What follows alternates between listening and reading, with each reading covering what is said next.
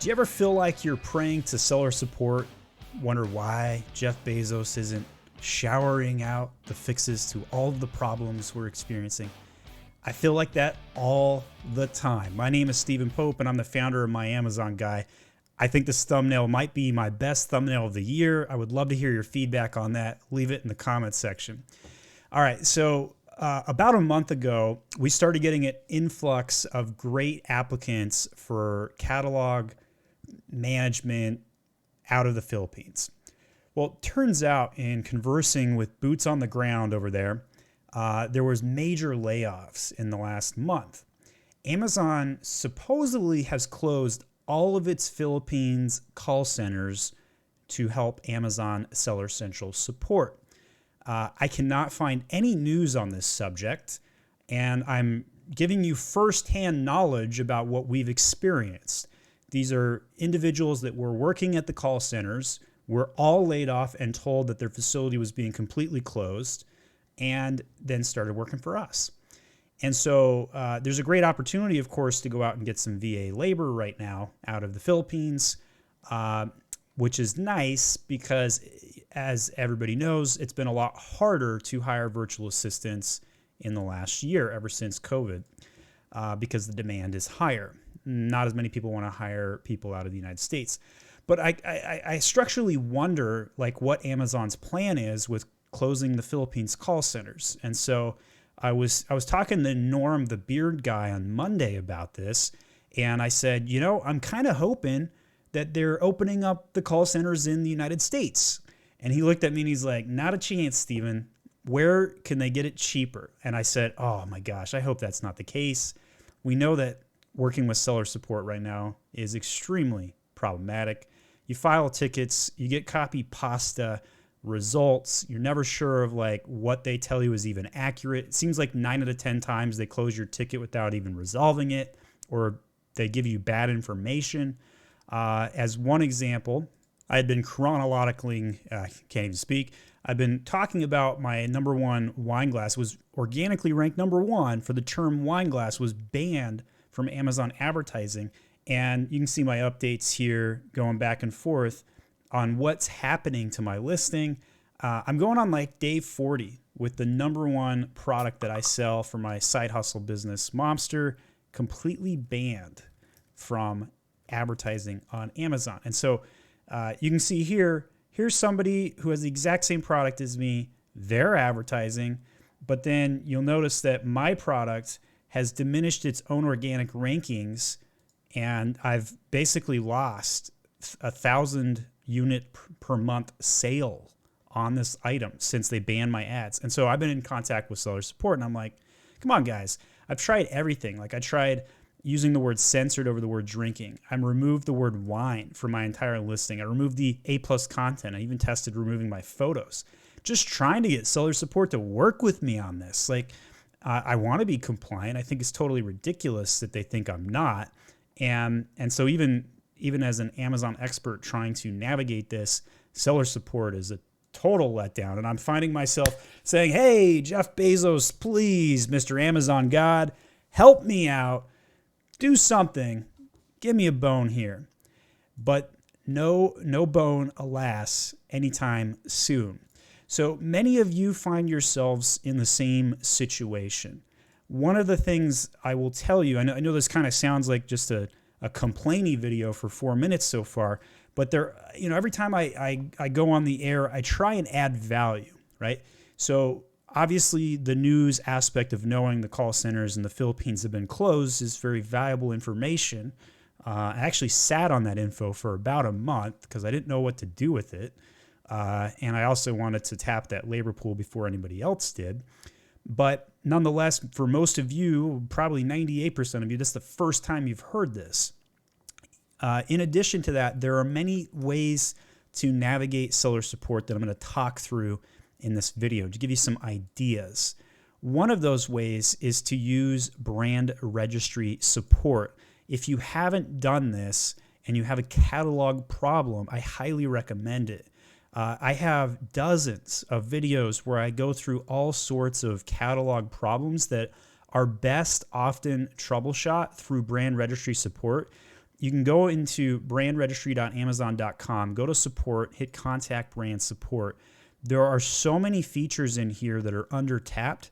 The number one thing that I think most people don't realize right now with seller support is that almost all catalog troubleshooting should go through brand registry support now instead of seller support. So for example, you got a listing issue, you want to change your product detail page, whether it's a title, whatever it might be, this is where you want to go. So you type an ASIN in, you can select the attribute. So let's say I want to update, I don't know, the title, hit next. And in here, you can select the copy to update, and you could edit, make something change here. Now, the reason why you might need to do this is because the listing gets locked by the retail contribution or some other catalog bug or data issue. And so coming through brand registry support, you will find much quicker resolution when it comes to troubleshooting catalog problems, especially detail page changes, a category change, duplicate product issues. Anything related to intellectual property, also best done through the report a violation tool. You can go through Project Zero. I don't use this program, but it's available here. You can retract violations if you filed a trademark takedown against somebody and they finally became compliant and you feel like being benevolent. Technical issues galore, a lot of good things in here. So definitely recommend that you utilize brand registry support. Most people are not doing this, and they should. Seller support, we'll go to that next. Now in here, you're just at sellercentral.amazon.com. In the top right, if you hit help, you land on this page. There's a lot of information. They're trying to push you through self-sufficiency and give you a bunch of information that are commonly requested things, canceling orders, that kind of stuff. You can search the help forms, seller forms here. But if you go down, here's the get support icon. So they basically over the last 3 years, they've made it harder and harder to file cases. The amount of response time as well as the effectiveness of this has all gone downhill. Terrible, terrible experience right now. But even if you select on the selling on Amazon, you could type an issue in here. They will try and give you, like one of the things I was trying to solve today was an inactive listing. So you could type in inactive listing, for example, like this, hit continue, and it'll try and like give you selected things. So listing not active, continue, and then, hey, here's the ASIN, here's a little tool, and you hit next.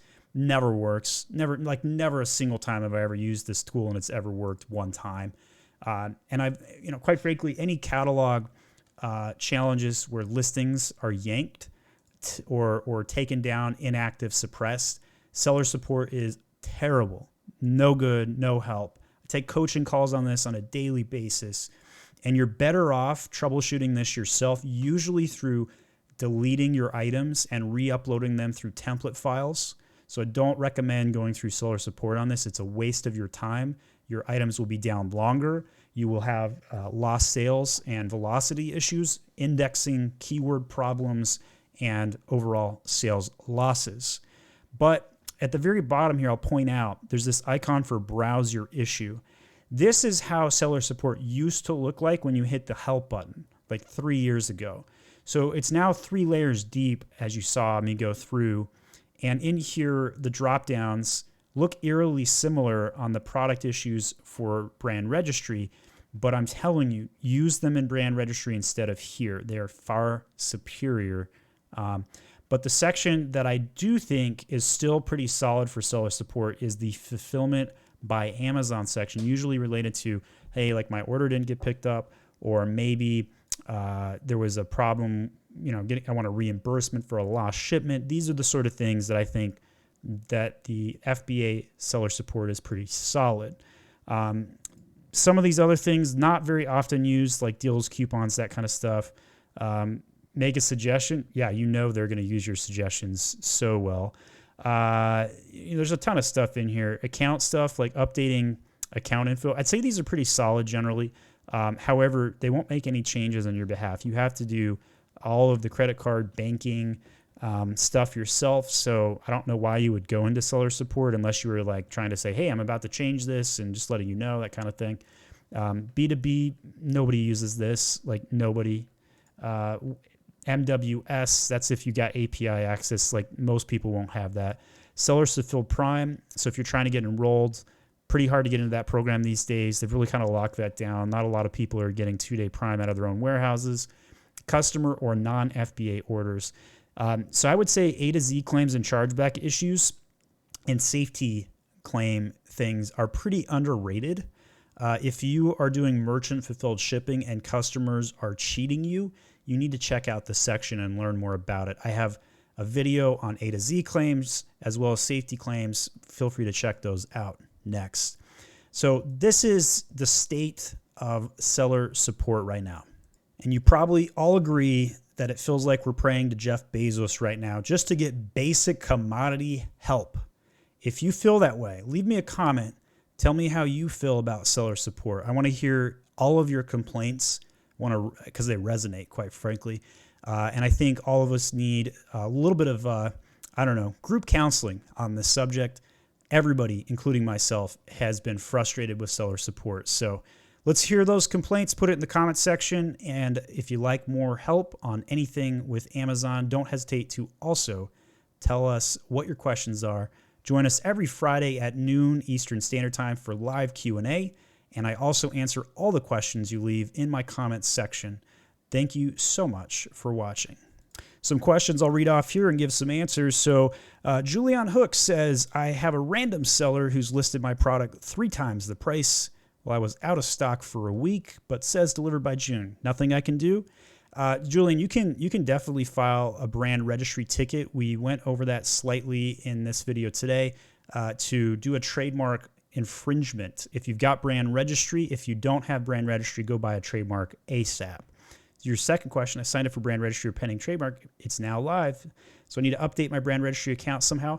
So if the trademark is still pending, they will not do a brand infringement takedown, most likely. I would still try it, but I kind of think they probably won't, unfortunately.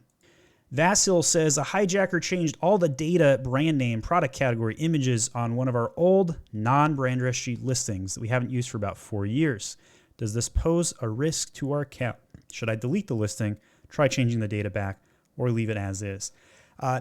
No right or wrong answer to this one, Basil. I would say I would try and recover the ASIN if it has reviews that you'd like to use on a future product that would be compliant, maybe like 2.0 that product. I would recover it then. If not, I'd let it go. Unfortunate hijacking events really sucks. You could always try and, let's say you don't want to recover the ASIN, you could file a trademark infringement or a copyright infringement on the listing just to get it nuked and taken off. No damage to your account though, no risk to your account whatsoever. This is just a question of value, whether you want that ASIN to still exist or not. We'll take one more question here. Tamor says, if I assign the role of admin, then a person will automatically get brand registry features in a Seller Central account, or do I need to use the merchant token and open a case? So when you assign a role, they should be able to get access to do certain things. Only one account can get access to the brand store build, but multiple accounts can get access to A+ content. So if you add them as a registered brand agent, they can just simply file tickets. But if you add them as a higher level, an administrator, if you will, they can build much more than that.